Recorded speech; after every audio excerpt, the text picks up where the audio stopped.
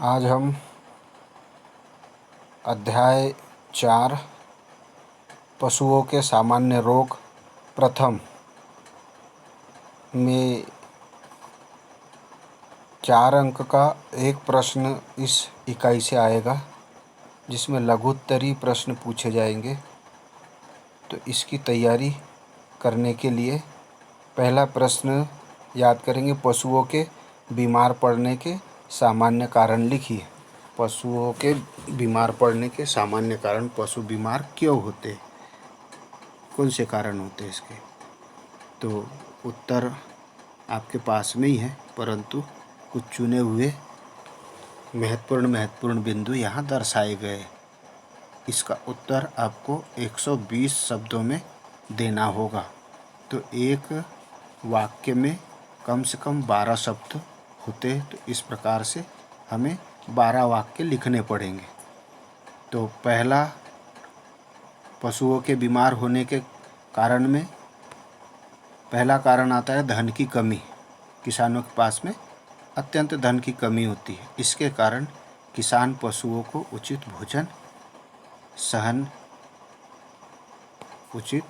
भोजन व रहन सहन की व्यवस्था नहीं कर पाते। जिस प्रकार का वैज्ञानिक तरीके से पशुओं को भोजन दिया जाता है, आहार दिया जाता है, जिसमें सभी प्रकार के कार्बोहाइड्रेट, प्रोटीन और विटामिन्स उन्हें देने पड़ते हैं, धन की कमी होने के कारण किसान उन्हें नहीं दे पाता है।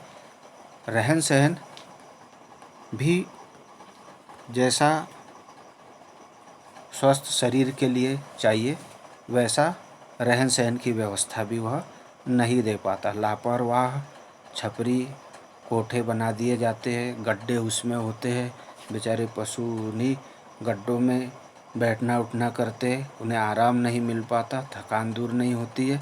दूसरी बात, नमी बहुत अधिक पशुशाला में होने के कारण भी उन्हें चर्म रोग ज़्यादा लगते हैं। तो एक धन की कमी, जिसके कारण भोजन और उचित रहन सहन की व्यवस्था नहीं कर पाता। दूसरा, कम पढ़े लिखे होने के कारण हमारे यहाँ किसान प्रशिक्षित नहीं है। ऐसी मान्यता है कि जो भी व्यक्ति कम पढ़ा लिखा अगर है तो वह व्यक्ति कृषि करता है, जबकि कृषि कार्य करने के लिए फिजिक्स की भी आवश्यकता होती है, केमिस्ट्री की भी आवश्यकता होती है, मैथमेटिक्स की भी आवश्यकता होती है, बॉटनी और जियोलॉजी की भी आवश्यकता होती है। और दूसरी चीज़, उचित अनुमान लगाने की आवश्यकता होती है। तो इसका मतलब है कि सभी विषय में पारंगत एक इंजीनियर या एक डॉक्टर या एक समाज सेवी, एक अच्छा वकील, ऐसे व्यक्तियों की कृषि करने की आवश्यकता है। परंतु कम पढ़े लिखे किसान होने के कारण किसान पशुओं की बीमारियों पर उचित ध्यान नहीं देते, लापरवाही करते हैं कि छींक रहे छींकने दो, पर्यावरण की वजह से छींक रहा होगा, लूले लंगड़े चल रहे हैं, लगा रहे हैं, लगाने दो, नसें खिंचा गई होगी, भोजन कर रहा नहीं कर रहा उस पर कोई ध्यान नहीं, बस उसे स्वार्थवश उससे काम चाहिए। तो किसान काम लेना जानता है, परंतु उचित ध्यान देना नहीं जानता है, तथा झाड़ फूक में समय गवा देते। जब बीमारी का पता चलता है तो एक डॉक्टर के पास में पैसे देना पड़ेगा, उसकी दवाई लाना पड़ेगी, मालिश करना पड़ेगा, उसी देखरेख करना पड़ेगा। तो इसके अभाव में झाड़ फूक ज़्यादा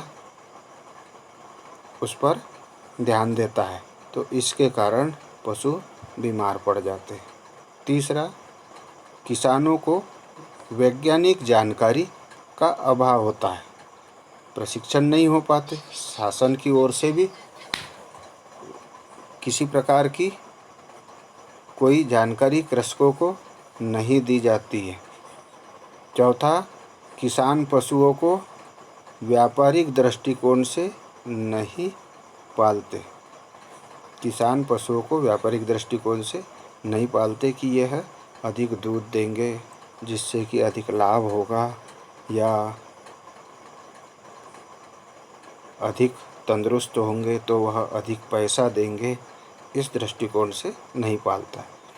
अगला, कम पढ़े लिखे होने के कारण पशुपालकों को पोषण का सही ज्ञान नहीं होता कि क्या पोषण देना चाहिए उन्हें, कितनी एनर्जी लेने के लिए कितने प्रतिशत पौष्टिक आहार देना चाहिए, इसका अनुमान नहीं होता। पशुओं को प्रतिकूल मौसम से बचाकर न रखने से वे बीमार हो जाते हैं। प्रतिकूल मौसम जैसे ही आता है, उस मौसम के जैसे मनुष्यों को प्रतिकूल मौसम से बचाने के लिए टीके लगाए जाते हैं, उस प्रकार के टीके पशुओं को भी लगाए जाते हैं। तो पशुओं पर ध्यान देना चाहिए कि जैसे ही बरसात आने की हो, उन्हें पहले से ही वैक्सीन बरसात को सहन करनी, नमी सहन करने वाली दे देना चाहिए। इससे बरसाती रोग नहीं आएंगे। ठंडी सहन करने के पहले ही, ठंडी आने के पहले ही ठंडी सहन करने वाले इंजेक्शन, दवाइयाँ दे देना चाहिए। उस प्रकार का आहार देना चाहिए जिससे कि वह अधिक शीत को, ठंड को सहन कर पाएंगे और गर्मी आने के पूर्व ही अधिक गर्मी से बचाव के लिए भोजन और दवाइयों की व्यवस्था कर देना चाहिए। अगला, पशुओं को गंदा पानी, बासी व प्रदूषित भोजन देने से पशु बीमार हो जाते हैं। हम देखते हैं कि जितनी भी घर पे भोजन की गंदगी वाला जो पानी रहेगा, हाथ धोया हुआ, थाली धोई हुई, वो पानी इकट्ठा कर लेते हैं और उसे सुबह से शाम तक इकट्ठा जब होता है तो शाम के समय भी उसे नहीं पिलाते हैं, दूसरे दिन सुबह उसे पिलाते। तो जब सुबह का भोजन दोपहर को गंदा हो जाता है तो शाम तक तो उसकी स्थिति और भी गंभीर हो जाती है। और दूसरी बात, शाम का जो भोजन होता है वो रात्रि के समय उसमें जीवाणु, विषाणु अनेक प्रकार के पड़ जाते हैं और वह पानी सुबह 9-10 बजे ले जा कर के पशुओं को पिलाया जाता है। तो ऐसा भोजन मनुष्यों को अगर दिया जाए तो उनकी स्थिति खराब हो जाती है। तो पशुओं को तो इससे डायबिटीज़, गैस उठना या पाचन क्रिया उसकी खराब होना, ऐसे रोग होना ही है। बासी व प्रदूषित भोजन देने से पशु बीमार हो जाते हैं। पशुओं को संतुलित भोजन आहार न देने से पशु पोषणहीनता का शिकार हो जाता है। पशुओं को संतुलित भोजन आहार न देने से पोषणहीनता का शिकार हम देखते हैं। बरसात के लिए कई किसान गेहूं का सूखा भूसा बना करके उसे रख लिया जाता है और पूरी बरसात भर उन्हें भूसा ही खिलाया जाता है। पानी खूब बरसता है, पूरा सावन बरसता है, भादो बरसता है। तो गणेश उत्सव तक पशुओं को हरा चारा पानी आने के कारण काट करके देने की आलसी, उस हरे चारे पर बहुत से जीवाणु, विषाणु होते हैं, उन्हें भी माने जो है वो हटा करके देने की नहीं सोचते हैं, उसके सहित ही डाल देते हैं। तो एक तो सूखा भूसा खाने से पोषणहीनता का शिकार होते हैं, या तो फिर हरा चारा ही खूब मात्रा में काट करके खिलाया जाता है, वह भी डाइजेस्ट होता है, उसमें क्लोरोफिल की मात्रा अधिक होती है, उसके कारण भी पशु का आहार तंत्र खराब हो जाता है। सातवां, पशुओं को विभिन्न रोगों के समय समय पर टीके न लगवाने के कारण पशु बीमार हो जाते हैं। समय समय पर टीके लगाना चाहिए। खुरपका के पहले खुरपका, गलघोटू के पहले गलघोटू बीमारी का टीका लग जाने से, पशु प्लेग बीमारी के पहले ही प्लेग का टीका लगा देने से इस प्रकार की घातक बीमारियां नहीं होती।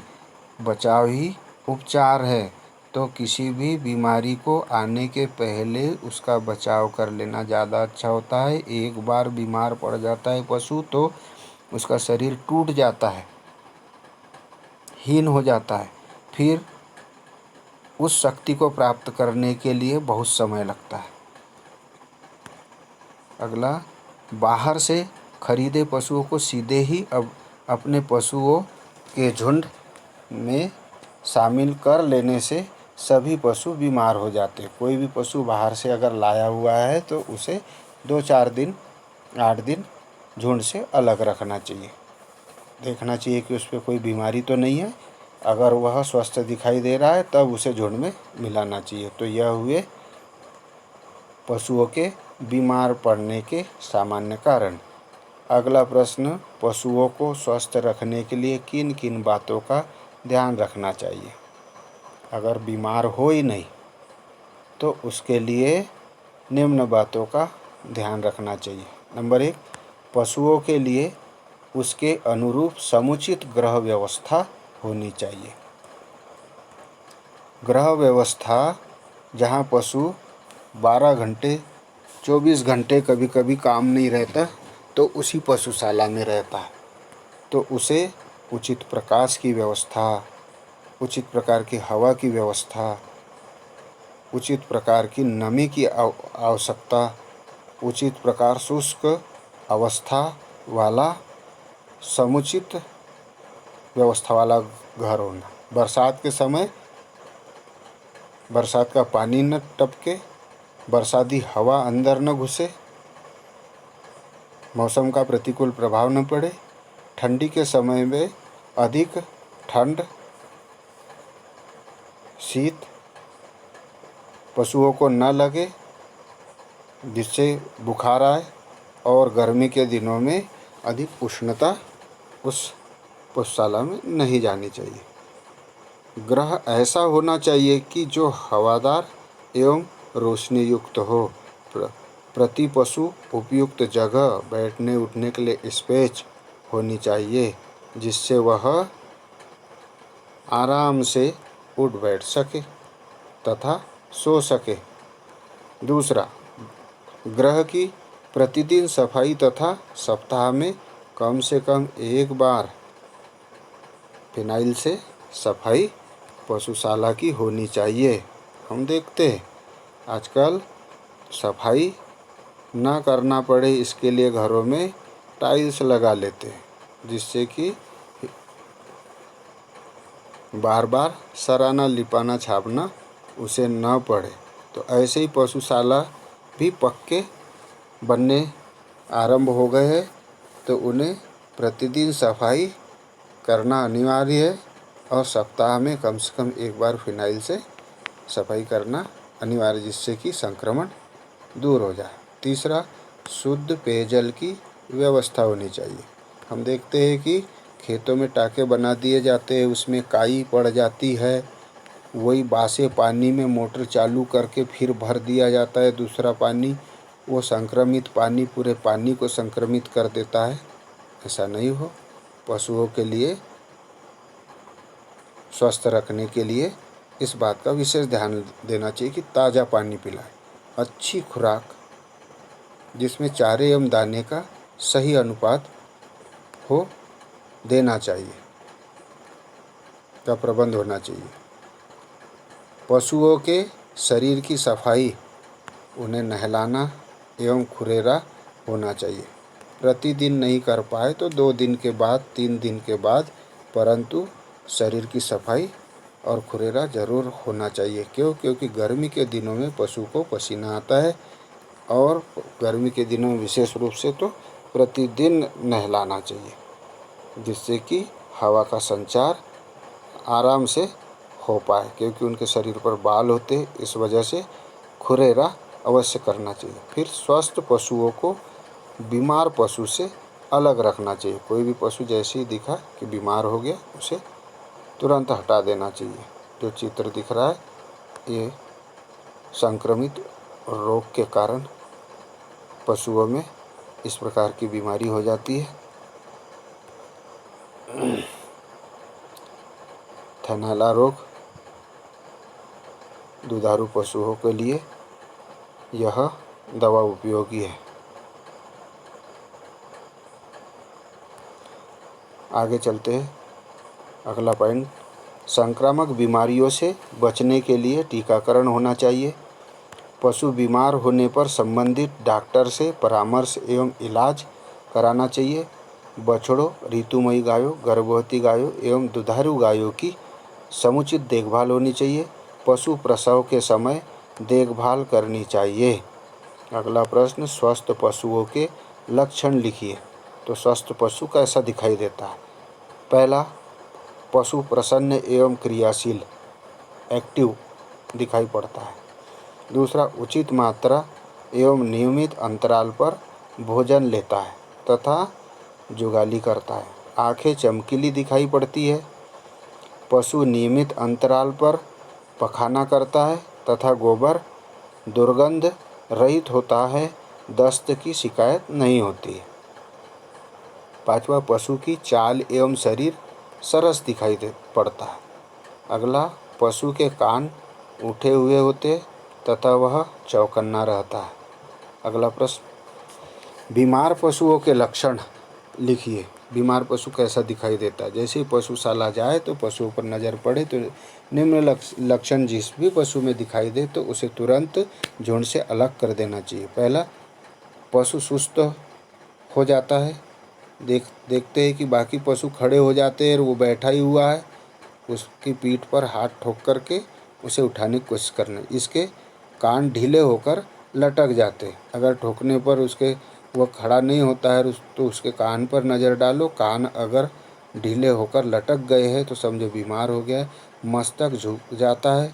स्वस्थ पशु उठना नहीं भी चाहे तो भी माने उसका मस्तक उठा हुआ होता है और बीमार पशु मस्तक को झुकाता है, नीचे झुका रहा है, समझ लो बीमार है। पशु अप्रसन्न नज़र आता है। उसके मुख को देखेंगे तो वह सुंदर नहीं दिखाई देगा। दूसरी चीज़, फुर्तीला नहीं होगा, सुस्त होगा, तो वह बीमार हो गया। पेशाब भी कम या असामान्य मात्रा में होती है। अगला, पशु जुगाली करना बंद कर देता है। उसका पेट फूला दिखाई पड़ सकता है तथा पखाना पतला और दुर्गंध युक्त होता है। पशु खाना कम कर देता है। मुंह से अत्यधिक मात्रा में लार गिरती रहती है तथा थूथन गीला न रहकर शुष्क हो जाता है। दुधारू पशु दूध देना कम कर देते हैं। कार्य करने वाले पशु बोझा ढोने आदि कार्यों में अरुचि दिखाते हैं। इनकी चाल नीरस दिखाई पड़ती है। पशु की चमक समाप्त हो जाती है। रोगी पशु के मुंह से बदबूदार सांस निकलती है। उसकी आँख में कीचड़ तथा उससे पानी टपकता है। पशु के शरीर का तापमान, उसकी श्वास गति व नाड़ी की धड़कन बढ़ या घट जाती है। चलने के समय, पशु के चलने के समय पैर लड़खड़ाने लगते हैं। तो ये हो गए बीमार पशु के लक्षण।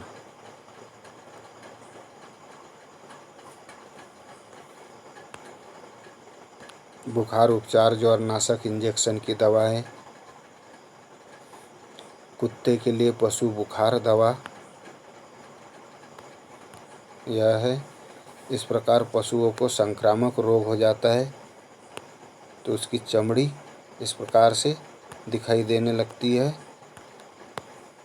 आज का गृह कार्य, पशु के बीमार होने के कारण लिखिए। पशु बीमार क्यों होता है?